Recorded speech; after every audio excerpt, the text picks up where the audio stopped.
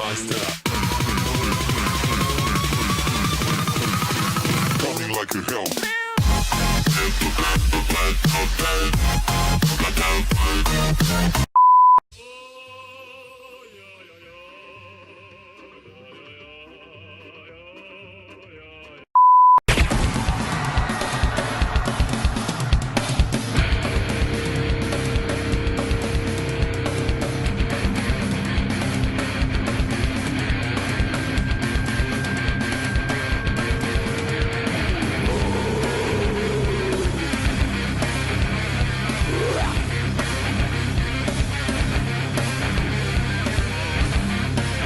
What is up, YouTube? I hope your day is going well so far if you're watching this video. So, as we all know by now, and this video is going a bit late, I do apologize for that, the Duke of Death has finally arrived on GTA Online for everybody to buy, or get for free depending on if you transferred over. But the thing is, we've been waiting for this for like, what, 5 weeks now? The 3 vehicles, then the adversary mode, yeah, the 5 weeks since they actually teased it first on the Newswire. And the thing about hype for something in the game coming soon is the more you wait, the more the hype builds and the more the expectations rise. It's just how things go. So in today's video, I'm not only going to be customizing it for you guys and show you all the customization options like I normally do with some of these types of videos, but I'm also going to be showing you guys just how it stacks up against the Kuruma, this Insurgent, and so on. So not only that, but I'm also going to be taking a look at the Marshal. Just a quick look at the Marshal because, you know, that came out today, so why not? So without further ado, guys, let's get into it. So when I got up this morning, I was actually kind of pissed at first because I thought the Duke of Death still was not added because it wasn't at the top of the website. But then I scrolled down and sure enough, it was right there. Now it was free for me because I had transferred over from 360 to Xbox One and I've been playing this game since day one, so it was free for me. If it's not free for you, it will be about 665k. The Marshal is also there, and the thing about the Marshal actually is you can buy multiple Marshals, one in each of the paint jobs for the countries right there as you see on screen. And as you see right here, I got the American and Canadian one. So moving on to customization, it's the pretty standard stuff at first glance, and that is the primary, secondary colors. The primary is the main body, the secondary affects the engine intake, a little bit of the bumpers, and the exhaust on the side. And you can change the wheels, change the color to whatever you want, like the standard stuff. However, there's a few things to note here. One, the armor of it. Now, I'm going to be going in later in this video of what it can actually take, the default armor can take. However, there's something to note here, and that is the fact that you can actually add more armor on top of the base armor. This is something I don't think you can even do with a Kuruma. So you already have the base armor, plus you can add more armor upgrades, which is fantastic. It gives you that much more protection. The second thing to note is that the tires are already bulletproof by default. So you can literally get this thing right off the shelf, not even bring it to Los Angeles Customs, and the tires will never go out, which is fantastic. You don't have to worry about spending money on that. It's great, and I'm actually glad they added that feature in there. Before we move on, I thought it'd be kind of fun to put the Dukes and Duke of Death side by side, just because why the hell not? If you didn't know, the Dukes is a muscle car that was only available for returning players from 360 and PS3, but now it's available for everybody, so go ahead and take advantage of that where you can. You can get both versions here, and I thought it'd be just fun to put them side by side, like I said. Also, here's a quick look at the Marshal. I ordered it in the American paint job, and I've actually heard this thing is better than the Liberator at speed and going through water and such. I don't know, we might test that out in a future video, but here's a quick look at the Marshal in case you guys are curious about it. So yeah, guys.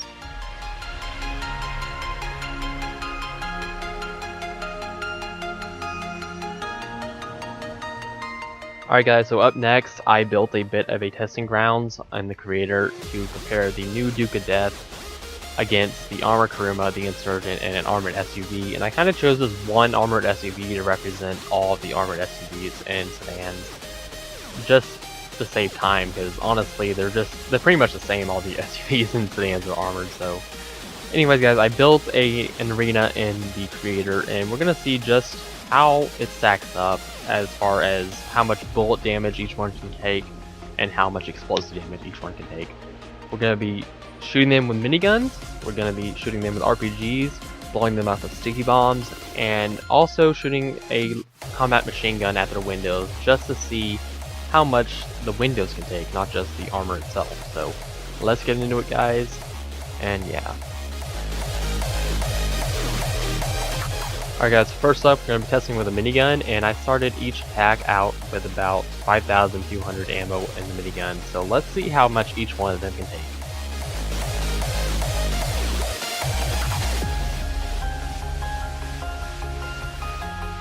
About 500 ammo from the minigun, not bad, Duke of Death. Let's move on to the Kuruma.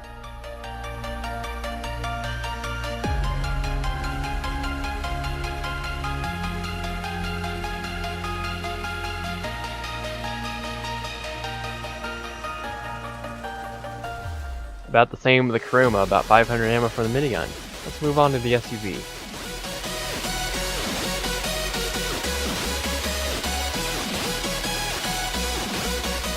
I kind of expected it would take less. It only took about 200 shots from the minigun to destroy this one. And lastly, the Insurgent.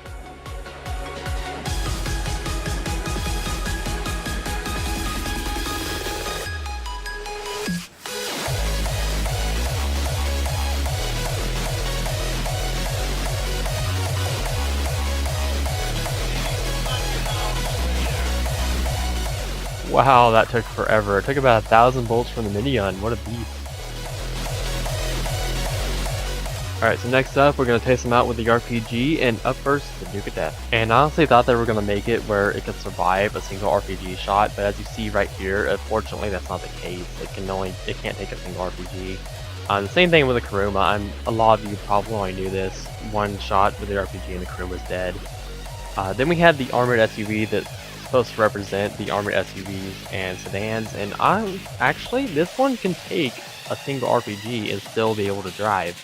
As you see right here, it was letting me get in the car, but I went and fired another RPG again and it killed it. So it can take one RPG, and for a slower car like that, that's not bad at all.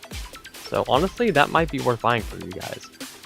And finally, at the end, we had the Insurgent, and a lot of you guys already know this. I want to see just how many.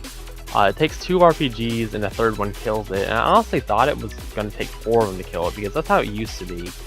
I don't know when they changed that, but apparently they nerfed the Insurgent, as you see right here. For the third test, I did the same thing I did with the RPGs, except I did it with the sticky bombs, and each of them took the same number of sticky bombs as they did for RPGs to blow them up. So there's really nothing more to say here, so I just sped it up.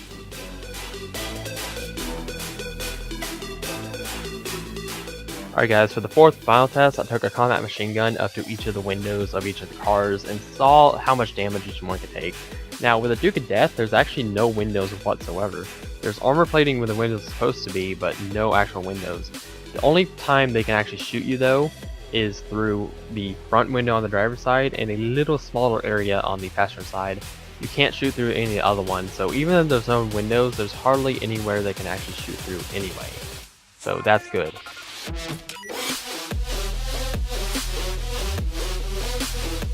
Alright, so the Armored Kuruma was up next, and it's a similar case to the Duke of Death. If it goes through the armor plating and the small gaps of the armor plating, it does go straight through. Even though it has window glass, it goes straight through with the first shot. And the biggest weakness on our Kuruma is actually through the back, because the back has the biggest opening. I honestly thought the glass on the Armored Kuruma was a little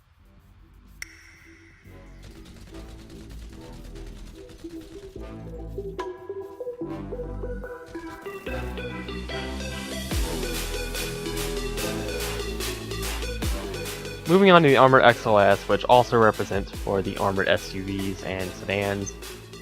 I immediately started noticing that my shots weren't going through. They were denting the windshield, but they weren't going through. So I counted them, and there was exactly 16 shots that I shot from my combat machine gun before it poked a hole through them.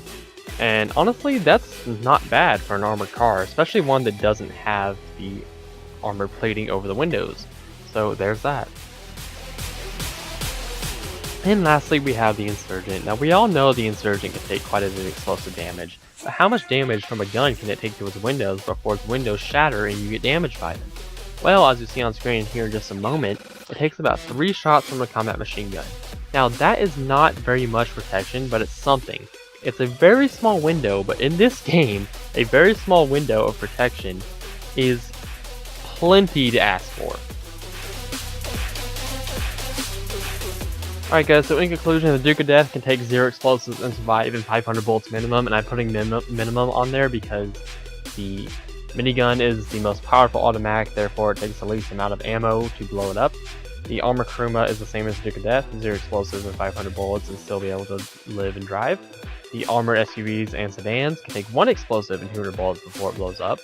And the Insurgent is at 2 explosives and 1,000 bullets, making it king as far as armor goes. I do want to point out at the beginning of the video, we did see that you could add more armor to the Duke of Death, so it can potentially have more armor, but by default, this is what it is. As far as windows go, the Duke of Death has no windows, but it has very small openings, only in the front windows, and the rest are covered completely by armor. The Armor Kuruma has windows, but they can take no damage if you get shot through the very small openings or the very large opening in the back window. Then you take damage. The armored SUVs and sedans can take 16 shots before the windows break, and the Insurgents can take 3 shots before the windows break. So in the end, is the Duke of Death worth it? Is it worth your money, even if it's not free for you? Then yes, in my opinion, it definitely is worth the 600k. It's basically an Armor Kuruma, but it's a better version of it. It's faster, in my opinion, it looks cooler, and the Armor Kuruma, you can get shot through that thing actually surprisingly quite easily through the back window, and if they shoot at the right angle through the other windows, as we saw in the test there. But in the Duke of Death's case, the only time they can shoot you is through that front window, primarily through the driver's seat. Otherwise, they can't shoot you through it. So in my opinion, it's definitely worth buying, and if it's for free for you, why not buy it anyway? Just give it a try. Even if it was crap, it's free, come on. But yeah guys, that's pretty much the conclusion. I hope it gave you enough information to make a solid decision, as well as give you information on some of the other armored vehicles in the game.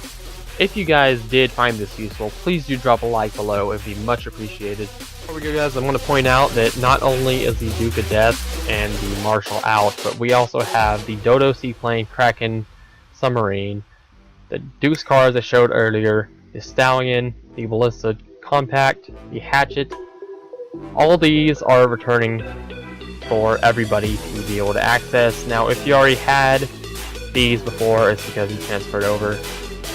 There's also some bonuses going on today and throughout the week. It's going to be double RP and money for contact missions, you can see right here. And honestly, that's pretty fitting because back in the day, that was like the only way to make money besides races. Races and contact missions is the only way you can make money. And everybody would be playing Rooftop Rumble over and over and over because it paid out the most. So it's actually quite fitting for this. 25 off bonus payouts and special cargo deliveries. So if you have a warehouse full of cargo, you get bonus payout for that. You get 50% off special cargo warehouses and 25% off fees. Executive offices, Proton Child GTV, NIVIRO. By the way, those 2 cars right there are really good. I have them and they're actually quite fast. Debauchy Spectre, not really that well in performance, I can tell you that. The Armor Kuruma, the Insurgent, the Karen Technical, Turreted Limo, which I never use. Why the fuck did I buy that? Vinny's upgrades, body armor, and all ammo. And keep note that's going to the ammo store, not buying it through the interaction menu. So yeah guys, take advantage of these while you can, and yeah. So guys, that's all the information I have for you today. I really hope you did enjoy. I do want to apologize for the late upload. I started editing this video around noon. However, I had some personal issues come up, so I had to put it on hold. But yeah guys, I hope you guys did enjoy. If you did, leave a like down below. It'd be much appreciated. Subscribe if you're new. I don't only make GTA 5 videos, I make Call of Duty, I make Minecraft, I make Pokemon, I make all sorts of different videos. I've got a new skits video that might be coming out soon. I'm also working on a montage with some Call of Duty clips, so stay tuned for that. And yeah guys, I think that's pretty much it. So I will bid you guys a farewell and have a wonderful day. Has your started to twitch yet? When you lie awake and you feel it coming. What the fuck? What the fuck? What the f?